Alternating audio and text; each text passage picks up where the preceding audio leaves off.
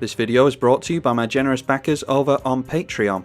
If you'd like to support the channel and get cool perks like access to the Discord, seeing the videos a week before anyone else, or an entire video dedication, then feel free to check out my Patreon. The link's in the description below.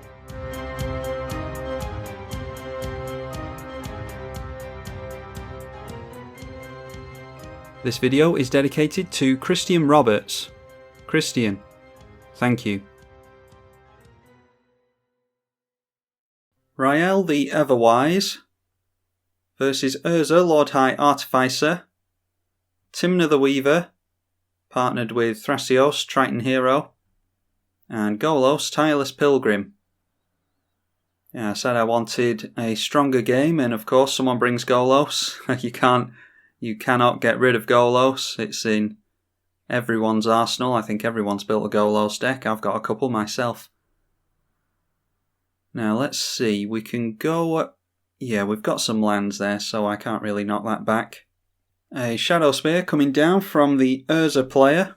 This is a Voltron version of Urza, or not necessarily Voltron. You can equip all the equipments up to the construct that he brings in, but it's an equipment-based deck.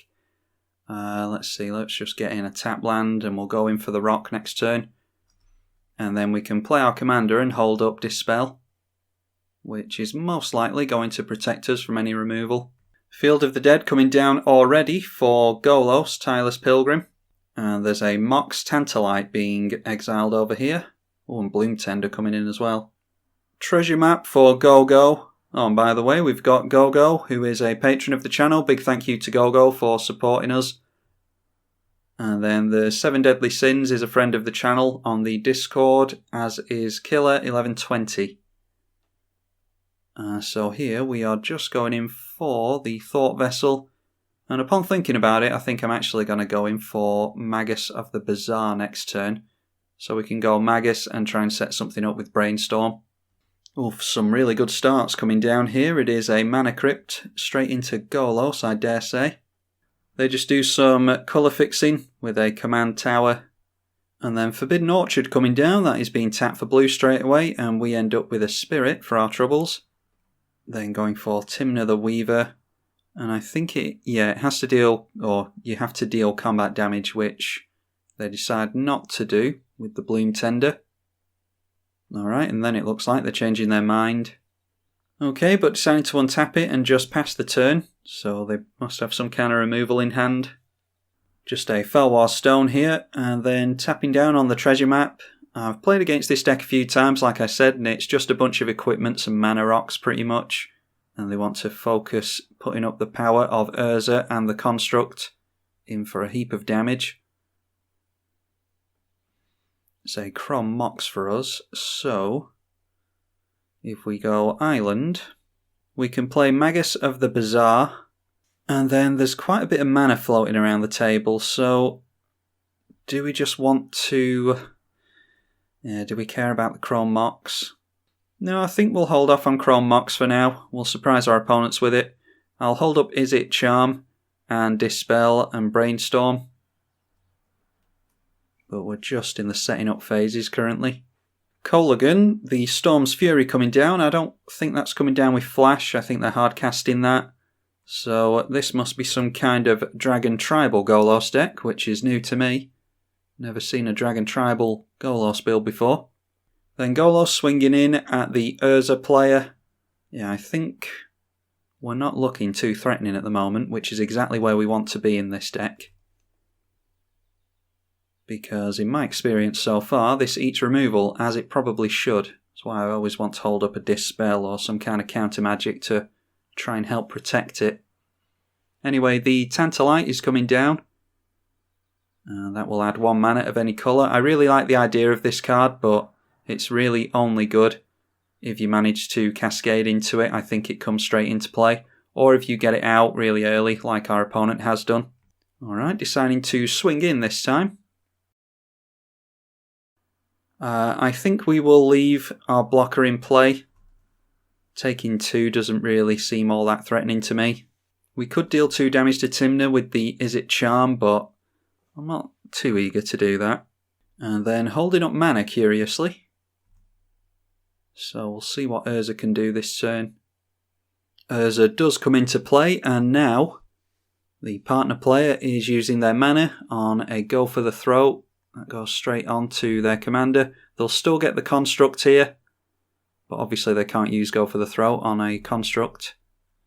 Then following things up with an Inventor's Fair. Yeah, Urza was in play, wasn't it? So they could have gone for tapping these down for mana, but obviously they don't need to. Just going for another counter on the treasure map, so they will be able to flip that next turn if they want to. We'll go for Brainstorm at the end of the turn.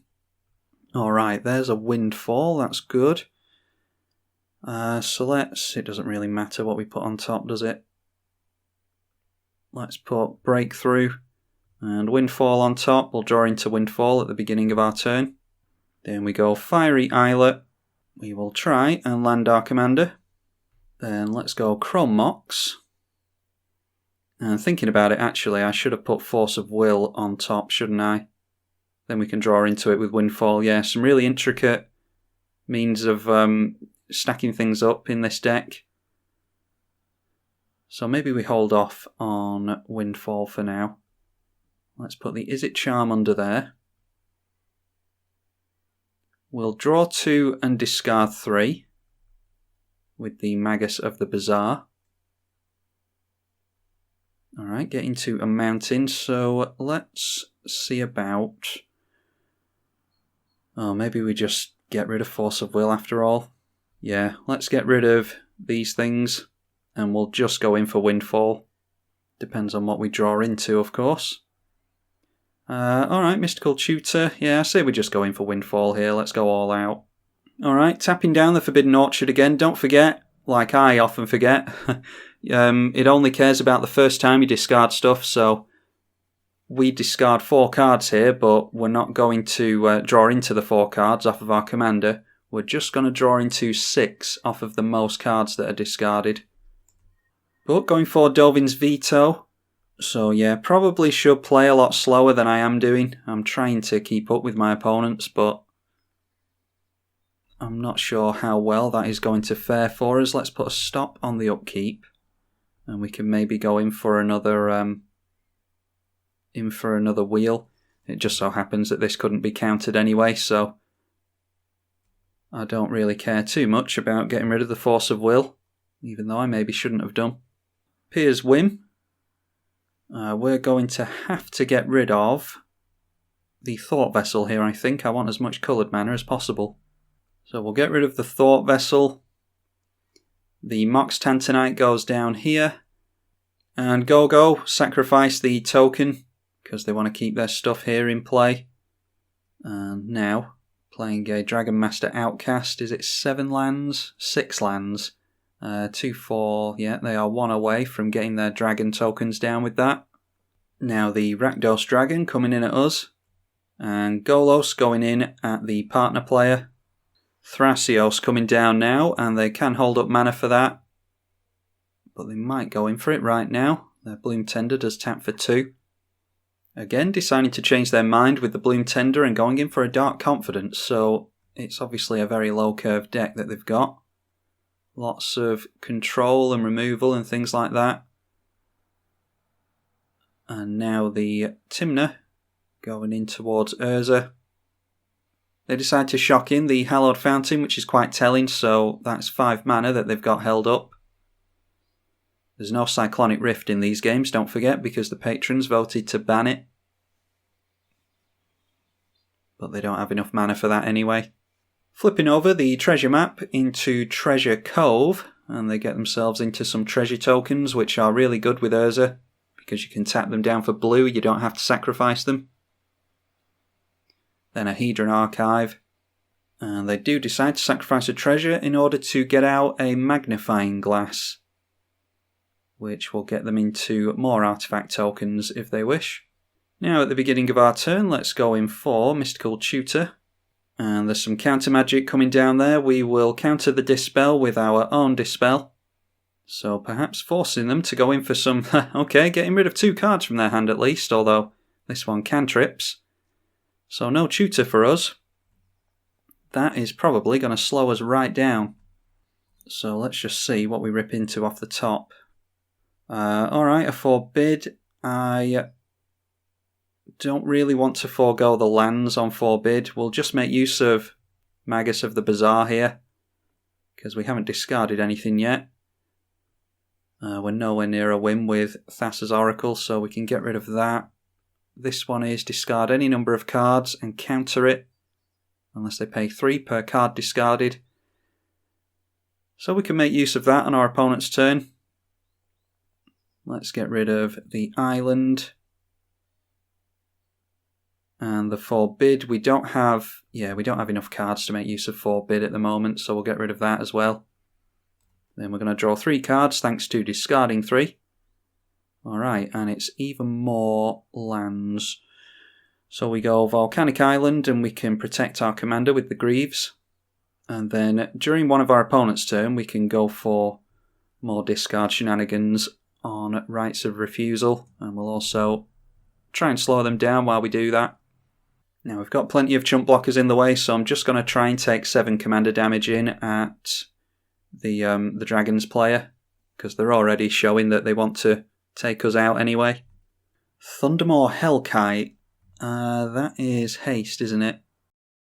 Just asking my opponent where they're going to swing in, because that will dictate whether or not I counter this. I really don't want to bother countering this dragon, but if they're going to swing in at us, then we sort of have to. Okay, so he said that he's not going to swing in at us, so we will not counter that. Takes the 5/5 in at Go-Go, and then the partner player takes Colligan. And each of them gets a +1/+1 buff twice. The second mana crypt of the game coming down. Followed by a Mox Amber. They've got plenty of legendary creatures in play, so Mox Amber taps for all of their colours. Then a Findhorn Elves continuing to show us what a low curve they've got. And I doubt we'll be able to counter anything they do, really, because they've got so much mana. A Natural Order, yeah, and they've got 4, 5, 6, 7, 8 mana, so they can pay the 6. We have to let it down. No choice here. Ooh, they get themselves into a Seedborn Muse. Yeah, don't like that. Seedborn Muse and Thrasios goes really nicely together. So they tap down all their mana to activate Thrasios. And they reveal that they've got Elves of Deep Shadow. Then a land. Then Tymna going into the only player that they can actually hit, and they decide to keep them off of card draw by blocking with a Spirit. Urza coming down here. I'm not too desperate to counter the Urza, to be honest. If everyone's got their eyes sort of over there anyway. But it might be that this player has something to do with Urza.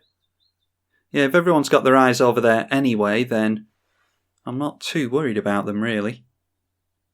Not yet, at least. Alright, we know they've got Winds of Abandon in hand now. They went for an activation on Thrasios, by the way, to see if they could draw into counters, but decided to allow it in the end. Then going for Spine of Isar, which, I mean, surely that has to go on Seedborn Muse, doesn't it? Unless the partner player has even more answers. Going for Thrasios again. They've still got 5 mana available. They just get themselves into a Reap. Then Thrasios again. Still 2 blue mana held up, so they might get into a counter spell. It is Rapid Hybridization. So Spine of Isar comes down and surely, yep, goes on the Seedborn Muse as it should. Now they do have Reap, like I said, so they can grab that back if they want to. And obviously decided to not use the Rights of Refusal. I'm not going to draw and discard cards just for the sake of it. Okay, Laboratory Maniac. Yeah, let's just go in for an island. Activate Magus of the Bazaar. Should have activated that before playing the land, I think, actually. And we will just get rid of... Yeah, like I said, we're nowhere near a Labman win, so we'll just get rid of those. We've still got Jace in the deck, I think. So we'll hold up a couple of counter spells. We can go for Talisman of Creativity as well. Then just to show that I'm not targeting just one player, we'll go in at go-go. And then the dragon player is going straight into combat, so if they go in at us, we might have to counter their next thing.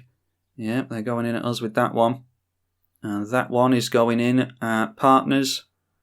And Golos going in towards Urza, so keeping everyone at a fairly even life total. Now, Rakdos, Lord of Riots, you can't cast it unless someone's lost life this turn. Flying and Trample, creatures you cast cost 1 less for each life your opponents have lost this turn, so they can get down cheap dragons, basically. Yeah, as much as I don't like it, I think the dragon player has to start eating spot removal at some point. So we need to allow them to be a threat. Hopefully it's a gamble that doesn't backfire on us. Now, Forbidden Orchard being tapped and giving Urza a creature. X cards from graveyard to hand. And they don't have to target on the stack, so I think we just go for Rights of Refusal now. And if they have another means of getting the Seaborn Muse out of the bin, then so be it. We'll get rid of an island. And the Exotic Orchard. And because our commander cares about discarding on each turn, it's good to be able to discard things at instant speed, so we will draw a couple of new cards here. Alright, Distortion Strike. If we can get to 14 power, then we'll be able to take a player out. I don't know how likely that is though. Okay, it's Regrowth on to the Reap, and they'll be able to get black permanent cards is 1 and 2. They'll be able to get a couple of cards off of that.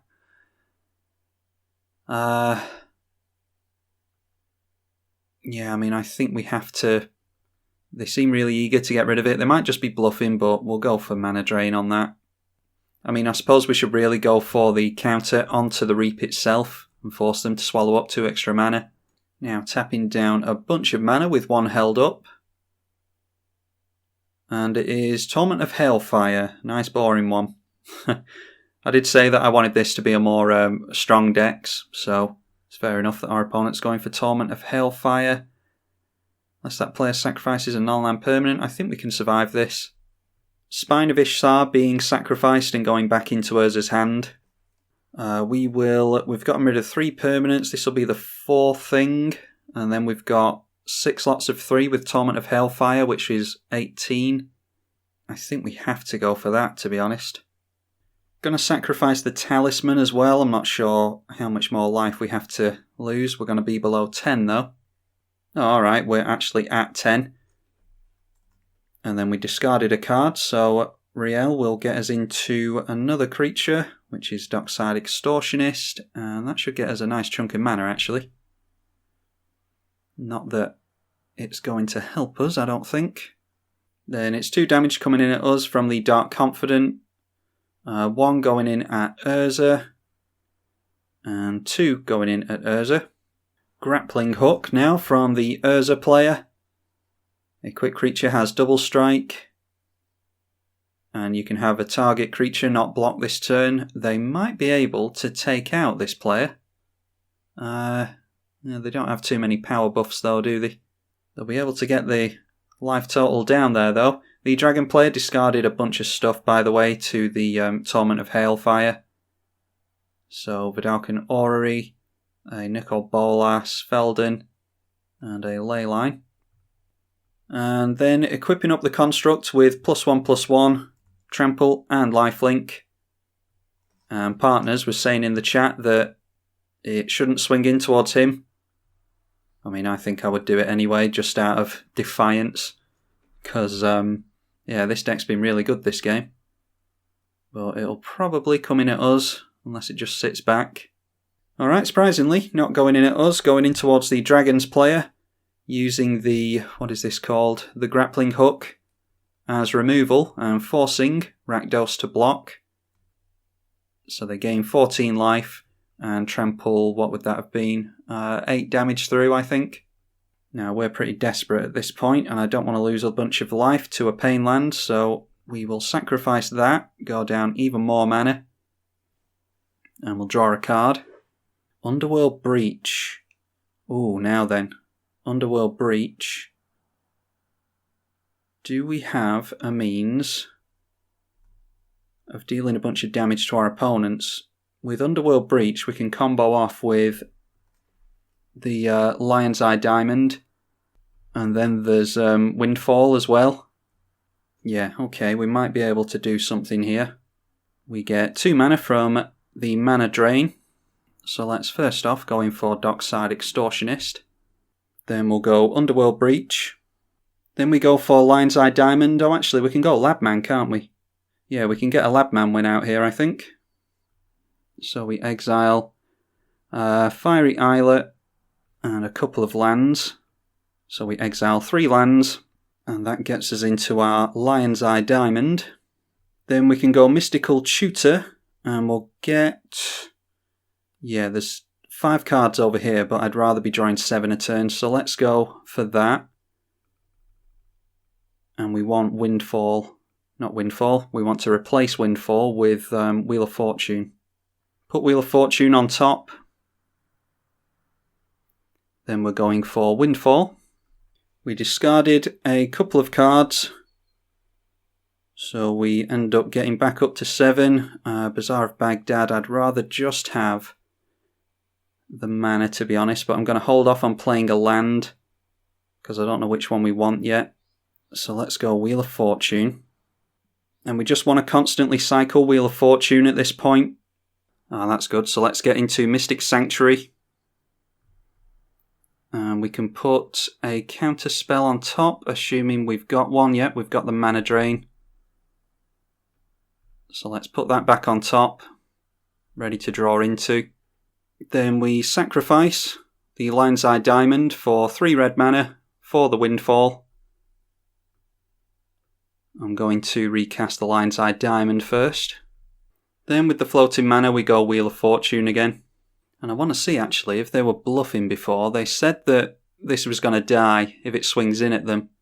I don't know what removal spell they had though. Rapid Hybridization is probably what they were referring to. Now then, we've got Counter Magic held up. Let's go for our... Where is it? The Labman. We'll put Greaves onto Laboratory Maniac because we're not going for combat damage at this point. There's a few ways of winning. We can either cycle cards like this, wheel cards like this over and over again and deal damage. Or we can get into a bunch of tokens with Locust Guard. Or we can get commander damage off with this. Or we can go in for a Labman win. There's plenty of means of winning in this deck. You just need to string the pieces together. Alright, so red mana. And we do the same again. Discard our hand. We get the Lion's Eye Diamond out. Then we cast Wheel of Fortune again. And we just do this forever until we draw our deck. Just asking my opponents if they want to play it out or not. Because it'll take me a little while to get through this. We've only got 38 cards left in the deck. But if they want to just call it a day there, then they can do. Yeah, the only thing is really either free counter magic or a 1 mana counter spell, but we can counter anything that our opponents do thanks to the Underworld Breach. So yeah, I pretty much fancy our odds of winning that one. So that's good game to my opponents. Yeah, having a lot of fun with Rielle, however you say it, the Everwise. Actually, let's see if we can do something here. We'll go for Distortion Strike just for the fun of it. And we'll try and get rid of Killer. And then we have to discard everything with Lion's Eye Diamond because we had to exile some instants and sorceries there. But yeah, just doing this for a bit of fun. We already had the infinite combo. We're going to deal 15 points of commander damage when they've already got 7. This is unblockable thanks to the Distortion Strike. So seeing a couple of means of winning the game there. Obviously, you could build her with extra combat steps and stuff like that. It's probably the best way to do it really, is focus on one means of winning. And then, yeah, just focus on that one thing. I've spread my win conditions out across a few different things because I like showing different win combinations on the channel. But yeah, hopefully you all enjoyed that one. That's, what's that, the 3rd or 4th game I've played with this, but I don't know which games you're going to see, because some of them have been a bit funny, a bit off. But anyway, hopefully you all enjoyed this one. Be sure to leave it a thumbs up and subscribe. It does help the channel to grow, and it pushes it out to other people that may not have discovered the channel yet, so you'll be helping me out there if you do that. And I will see you all in the next one, I hope. I'm tribalkai on the EDH channel. Thank you for watching.